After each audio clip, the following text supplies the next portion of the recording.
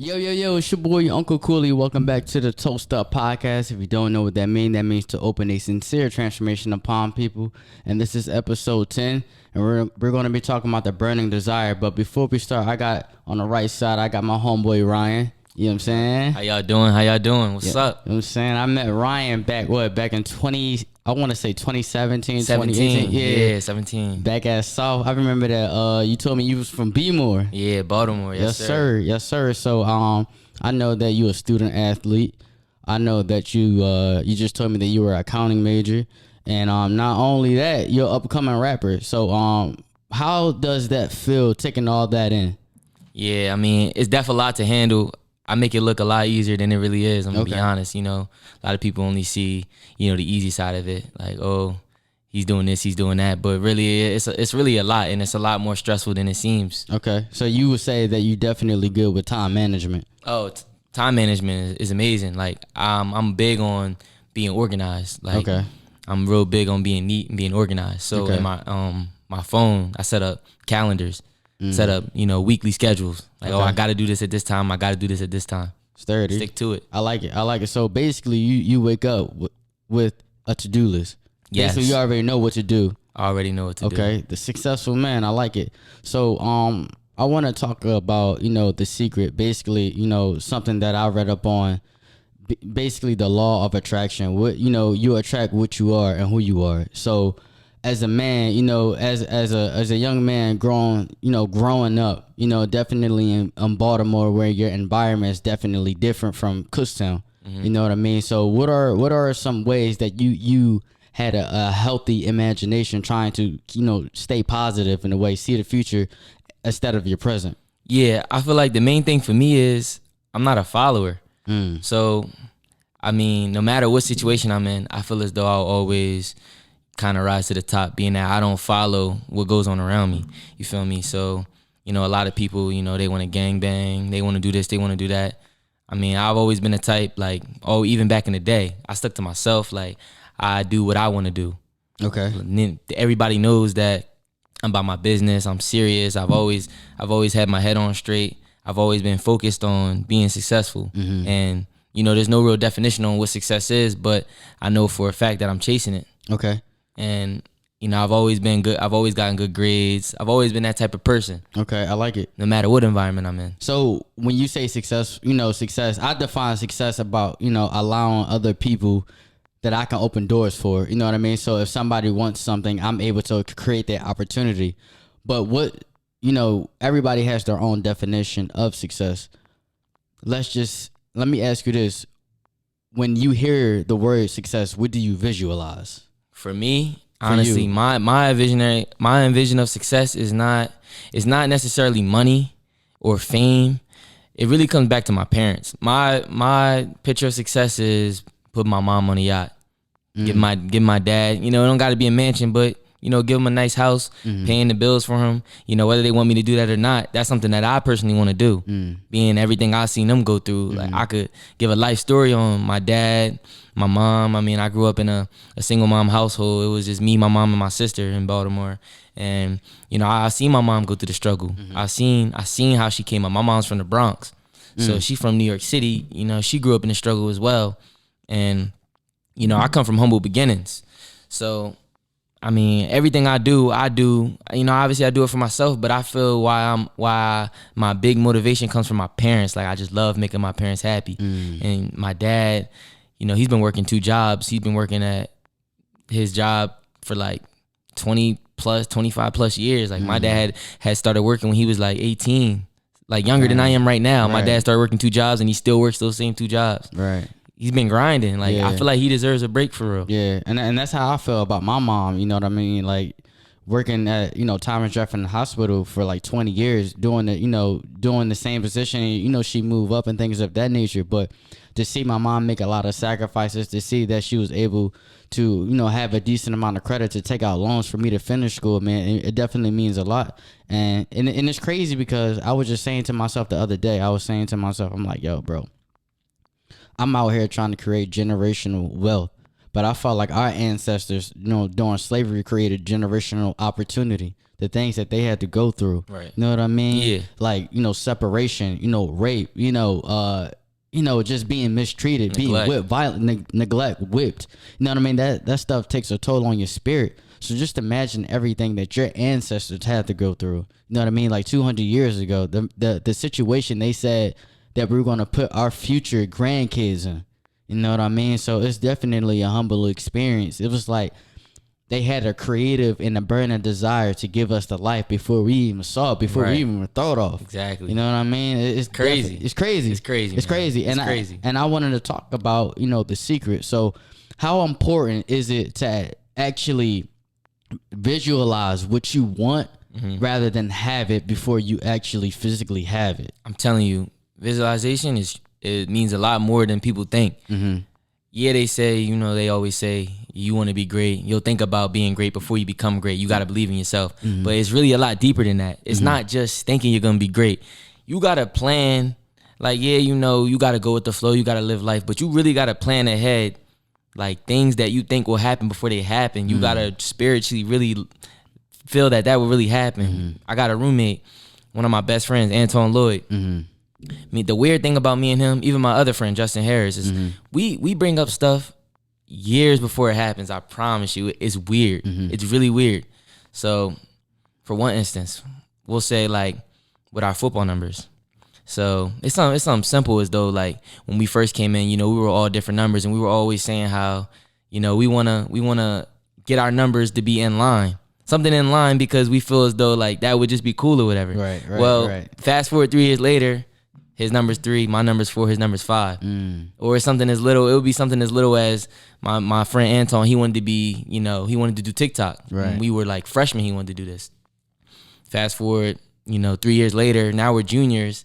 He has like 13K followers on TikTok. Wow. It's stuff that, you say it and you're like, it's all willy-nilly. Like, I want to do this, I want to do that. But it really comes true, though. Right. It's little things that is really manifestation for real. It is. And the crazy thing is I was reading this book called Think and Grow Rich by Napoleon Hill. And that's one of the books that changed my life.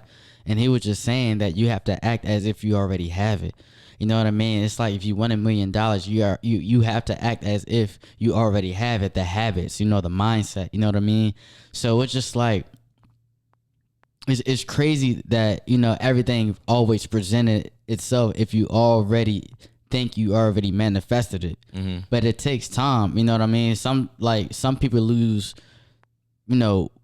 I guess braveness or like some people lose Patience. motivation, patience. You know what I mean? It's crazy how it works. And it was just saying to me, it was just like you can't fear losing more than winning. You know what I mean? You definitely got to take those higher risks. So let me ask you about that. Like, do you fear losing more than you the greater the winning? Yeah, and that's a great question. And honestly, I can honestly say in my heart of hearts, I don't. And that comes from just my, my inner spirit and my inner confidence. Right. I post a lot of stuff. I post my music a lot. There's a lot of people that might not like my music, but there's a lot of people that do love my music. Right. And I get a lot of, love for that. Even with football, you post your highlights and stuff. There's a lot of stuff that, posting it, you may get either way of a response. And one thing I've never been scared of losing because, you win some, you lose some regardless. You're going to lose regardless.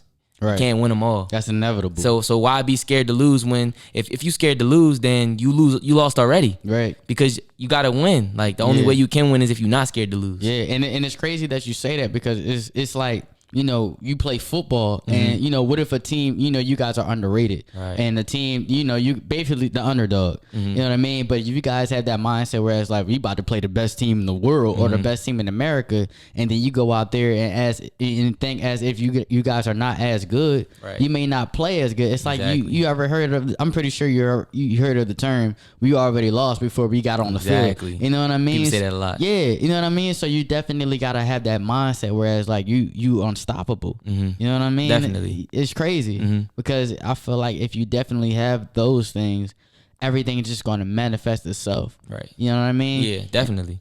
So I want to touch upon this. Like, I know that you go through a lot of trials and tribulations. You know, you meet a lot of people. I do.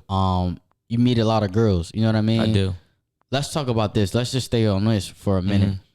Let's just say, you know, you on your journey, you meet somebody, you meet, a significant other, and she wants you to do well. However, you feel as though that you need to have a certain amount of success before you actually, start dating and taking her seriously. Do you think that's healthy to try to prolong your relationship so you can get where you need to be? And I'm, it's funny you asked me that, because that's something me and my, closest friends talk about a lot. It's the dilemma of, do you want to find that right girl before you, become this big shot? Right. Because once you become this big shot, then, you feel as though every girl you meet just wants you for the fame. But at the same time, you got the other hand where it's like, all right, I'm young and I got my whole life to find somebody. Why settle down now when, my future wife could be out there right now waiting for me? Like, why rush? Why settle down with someone when it's such a big world and I haven't even traveled yet? I have aspirations to travel, and, you might meet the love of your life somewhere else. So, I feel like that's actually a dilemma that, I come across a lot. I actually talk about that a lot with my friends. It's like, we just don't know, because, everybody gets lonely, and, everybody, craves, attention. Right. Everybody craves company. And I feel like, honestly, it's already written, honestly. It's already written. It's already written. Yeah. God already knows who my future wife is. Right. God already knows when I'm going to be married, what year I'm going to be married. So, I try not to fret on it too much, but, as far as like, meeting a lot of females, it definitely comes down to like, sometimes I do think like, maybe I should wait, because, I feel as though I have a bright future, and, maybe my future wife is out there waiting for me in California. Right. You just never Peru. know, right? It's already written. Yeah. But then it's, like, it's already written. So I try not to think too much about it, honestly. Okay. Yeah, I definitely understand that, because, you're young. And you definitely want to experience certain things before you actually settle down. So I was, one of my favorite books is The Alchemist, and during his treasure hunt, he fell in love with this lady, and the lady understood the love that he had for her, but at the same time, the love was just as equivalent for him too.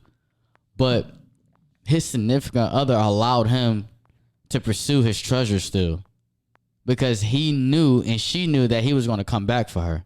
You know what I mean? So it's crazy how that works. You know what I mean? It's just like, I love you, but I want you to achieve what you want, so you could know if you really love me or not. Yeah. You know what I mean? Because you're going to meet certain people in life, that's going to inspire you, that's going to influence your habits. You know what I mean? And sometimes they're just there temporary. You know what I mean? So it's like, you have to be patient and really try to seek out and achieve everything that you need, because it's real. Right. You know what I mean? Just like when you achieve whatever you want, you accomplish every desire that you want, your real friends is still going to be around you. Exactly. But the people that you met along the way on your journey may not be around no more. Exactly. You know what I mean? Yeah. And it's sad to say, but a lot of fake love. It's a lot of fake love. A lot of fake love. Or sometimes people are just there to help mold you, your spirit and mental, to get where you need to be. Definitely. And it's crazy like that. You know what I mean? But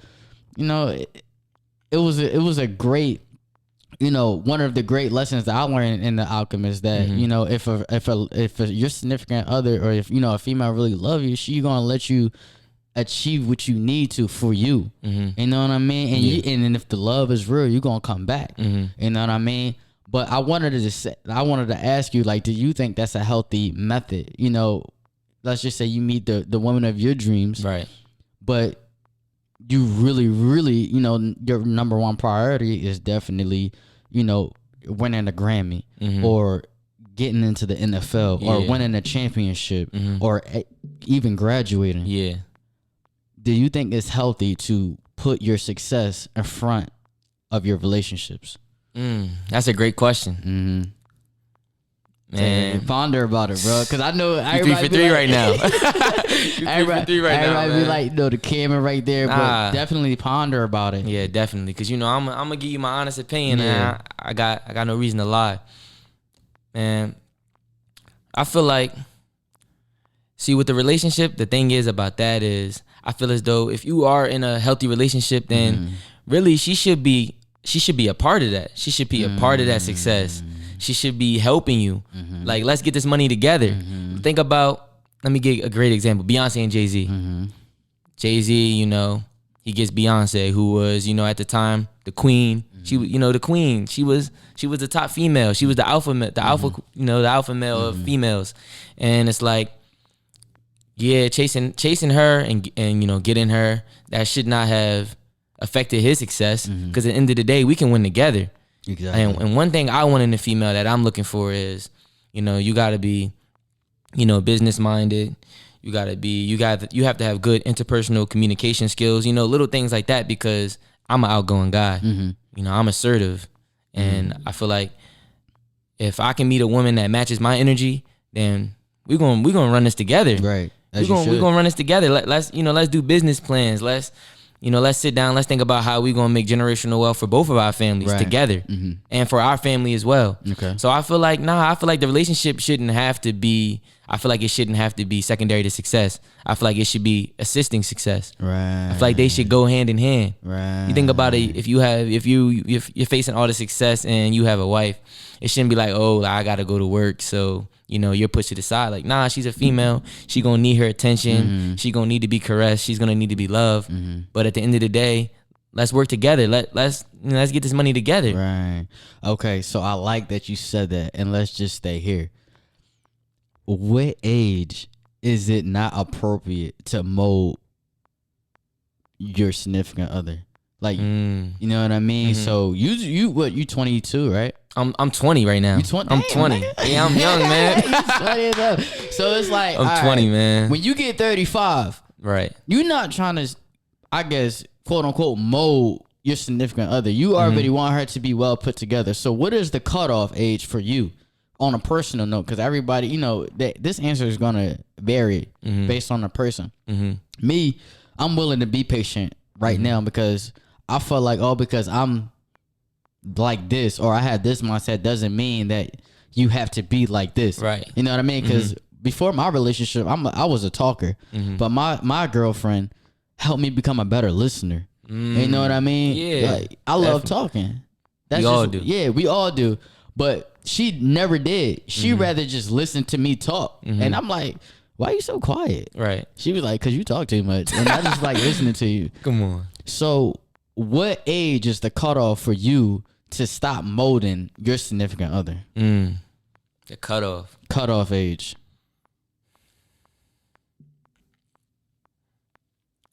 Maybe 30. 30? 30, 35. Okay. I feel like by that time, the little things won't matter no more. I understand. By the time you're 30, 35, a lot of the things that you cared about when you were younger, you won't care about anymore. So I'm talking about more so like, you know, body, you know, little stuff like that you care about while you're young. Yeah. You know? Yeah. But once you get older, it really comes down to what's inside. Yeah. It comes down to, you know, her intangibles. Yeah. And how she carries herself. You know, her personality, little stuff like that. Like, obviously, all that matters now. Yeah. But it's like, while we're young, you know, everybody's going to chase the prettiest girl. Yeah. You know, that's just how people are when at our age, especially 20 years old. You know, we're all in our prime right now. Right. We're the best we'll ever be right now. In Right. that 20, 18 to like 25 year gap, 20 years old. Yeah. That's where you really are, you know, in your prime. And I know I'm in my prime right now. Right. And, you know, the older I get, yeah, I definitely, you know, certain things you just have to live with. Like, you're going to have to live with certain things. Nobody's perfect. Yeah. I'm not perfect. I'm far from perfect. Yeah. And We all are. whoever out there that wants a man like me, because, you know, I'm pretty sure there's a lot of people that want a man that I fit all their criteria. But the older we get, there's going to be less criteria that you're picky about. Right. Feel me? Yeah. No, I definitely understand that, because I feel the same way. I feel as though, you know, we all at our prime, you know what I mean? And I feel like we definitely have to take advantage of this. Is the time, whereas, like, especially you have no kids, or even if you have kids at a young age, you know what I mean? Like, this is the opportunity to travel, get to know yourself, and try to mold yourself who you want to be instead of others. And this is my last question to you, you know what I mean, before we tap into the music. When you hear the way of the superior man, what 3 words do you really think about, like characteristics wise? Okay, I think of integrity. I think of humility. Okay. And I think of respect. Okay. Why those? Because integrity really comes down to, how you gonna act when no one's around. So and I know you're a big guy on reading books, and I actually read a lot of books as well. That's good. And my mother sends me books. She just randomly mails me books, and I read them. And the most recent 3 books that I read was 10 things mentally strong people don't do. The other one was the difference between a male and a man, and the third one was basically just like signs of love, like love communication signs and all that. I haven't finished that one yet, but basically the difference between a male and a man book, it was kind of talking about how, a lot of people are grown men, but they're not a grown male, if that makes sense. So elaborate. It's kind of saying how, just because you're a boy or a girl, so when you're older, you're a man or a woman, but that doesn't make you, that doesn't mean you are really a man. Just because you can be older and act like a boy. A lot of people are older but immature. Yeah. There's a difference between a man and a male. There's a difference. It's how you carry yourself. Okay. It's about the little things. Okay. It's about how you treat others. It's about how you carry yourself when no one's watching. Right. I feel like integrity is a thing that really comes down to how you act when no one's around. All right. How do you carry yourself when no one's around, when no one's listening, when the cameras are off, Yeah. and it's just you and yourself. Right. What do you think of yourself? What do you think of others, and how do you go about it? Do you feel like those 3 characteristics will get you where you want to be in life? I definitely think they do, because I feel as though I have them all. As far as respect, everyone that knows me, they're going to say I'm respectful. That's one of the first things they're going to say about me is, I respect everybody. I show support. I show love to everybody. That's for sure. That's just how I am. Right. I've always been a generous person, and I'm always going to be that way regardless. And humility is something that, I feel like everybody needs.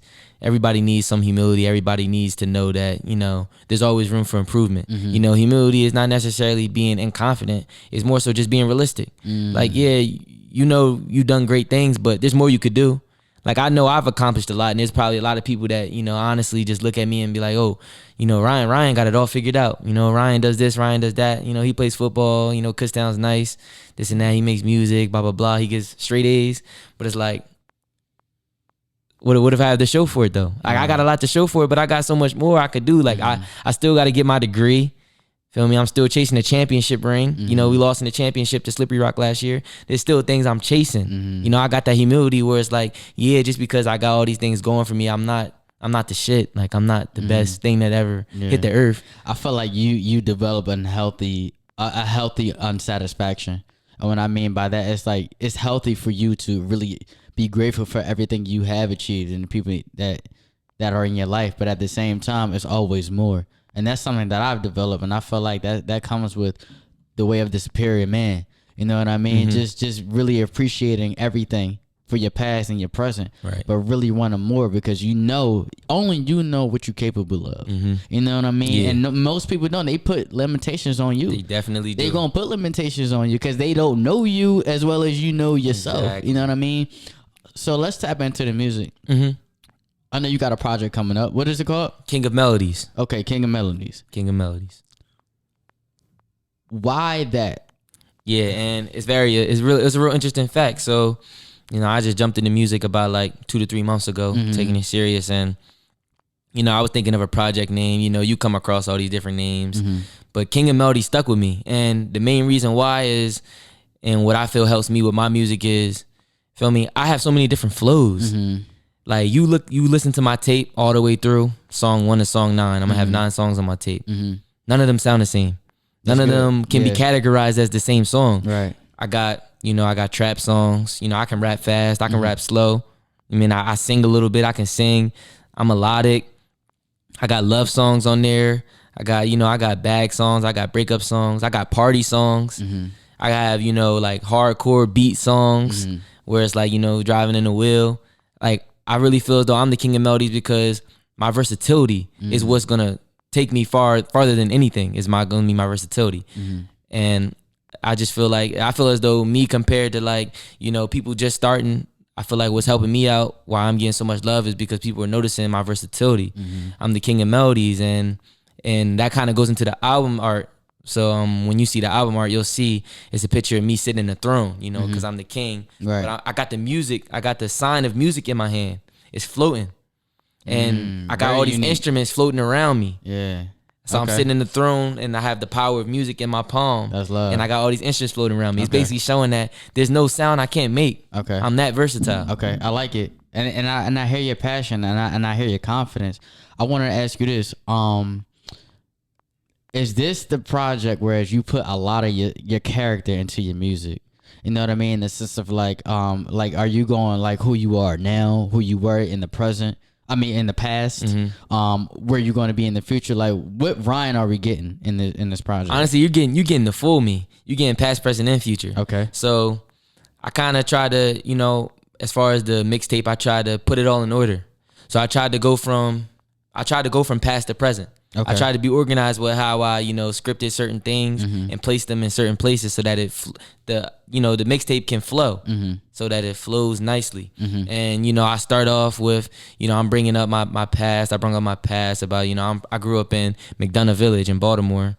I was born in Sinai Hospital in West Baltimore, and I actually moved when I moved with my dad when I was a preteen. I moved to Echelon Glen in New Jersey, which is called E Block. So you know, I'm really mentioning all different aspects of my life, and I'm being truthful. Right. Everything I mention in my songs, you know, I'm being honest. It's coming from the heart. Right. And you know, I'm mentioning my flaws in my songs as well. You know, yeah, I'm flaunting a little bit, but I'm also mentioning my flaws. There's a lot of things in life that I want that I don't have. Okay. And I'll be the first to admit it.